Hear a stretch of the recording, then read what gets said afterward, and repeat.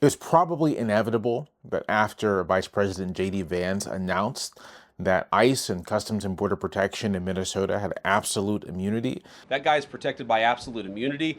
that these goons, these thugs, whatever you want to call them, would kill another person. And they have. They killed another person today on Saturday, tackled him to the ground, executed him in the street very straightforwardly.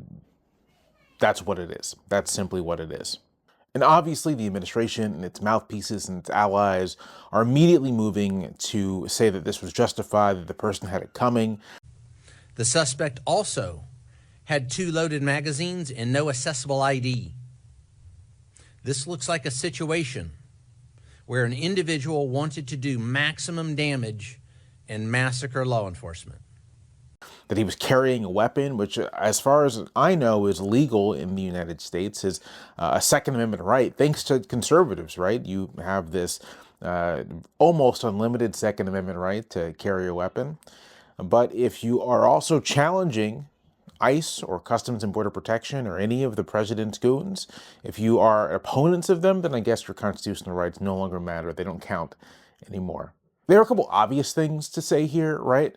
Abolish ICE, dismantle the Department of Homeland Security, fundamentally transform what it even means to do immigration enforcement, which is fundamentally a civil matter. It doesn't require armed thugs wandering streets. But I think there's something more to say here, because what we're witnessing is essentially the military occupation of an American city, of an American state by the federal government.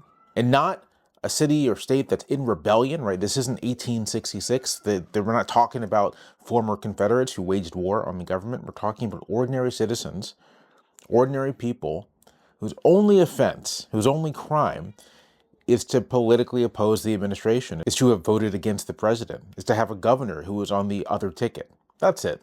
That's all. To be home to ethnic and racial and religious minorities. That's it. That's all they've done. That's their offense. That's their apparent crime, to exercise their fundamental rights as Americans.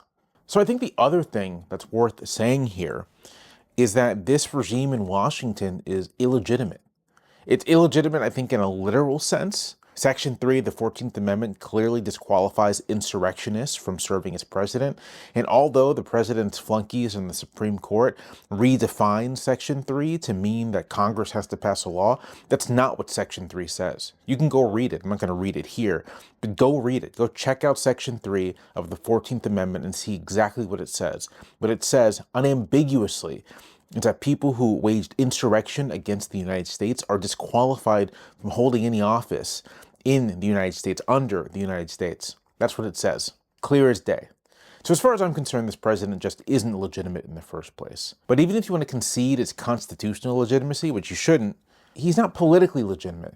He does not exercise power with an eye towards the consent of the governed. His entire method of governance, if you can call it that, is to attempt to dominate the people below him.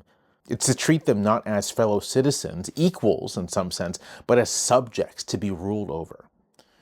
And as subjects to be ruled over, he can do whatever he wants to us. It is the 250th anniversary of American independence. This July will be the 250th anniversary of the signing of the Declaration of Independence. And obviously the government in Washington is going to blanket the country with propaganda suggesting that the president is operating in the tradition of great American freedom fighters. But that's nonsense. If you haven't in a while, it's worth reading the Declaration. I know that there are voices who say that this kind of attention to, perhaps reverence for, America's civic documents is counterproductive, that it's a poison tree and we should ignore them. At one point, I think maybe would have agreed with that, but I don't anymore. Part of that is that if something like the Declaration was good enough for the abolitionists who raised the importance of the Declaration in American civic culture to where it is today, it's good enough for them, it's good enough for me, good enough for Frederick Douglass, good enough for me.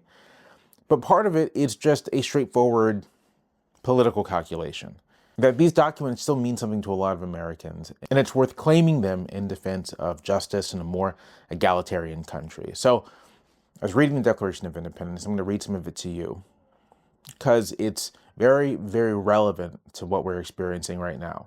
I'm not going to read the whole thing. I'm going to read the things that I think are specifically important to us in this moment. That whenever any form of government becomes destructive of these ends, it is the right of the people to alter or to abolish it, and to institute new government, laying its foundation on such principles and organizing its powers in such form as to them shall seem most likely to affect their safety and happiness. Prudence, indeed, will dictate that governments long established should not be changed for light and transient causes, and accordingly all experience hath shown that mankind are more disposed to suffer, while evils are sufferable, than to right themselves by abolishing the forms to which they are accustomed.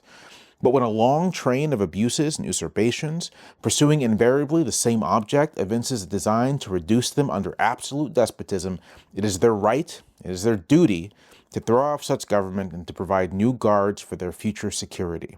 To prove this, let facts be submitted to a candid world. He has endeavored to prevent the population of these states, for the purpose obstructing the laws for naturalization of foreigners. He has erected a multitude of new offices, and sent hither swarms of officers to harass our people and eat out their substance. He has kept among us, in times of peace, standing armies without the consent of our legislatures. He has effected to render the military independent of and superior to the civil power.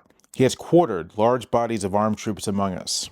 He has protected them by a mock trial from punishment for any murders which they should commit on the inhabitants of these states. He has abdicated government here by declaring us out of its protection and waging war against us. In every stage of these oppressions, we have petitioned for redress in the most humble terms. Our repeated petitions have been answered only by repeated injury.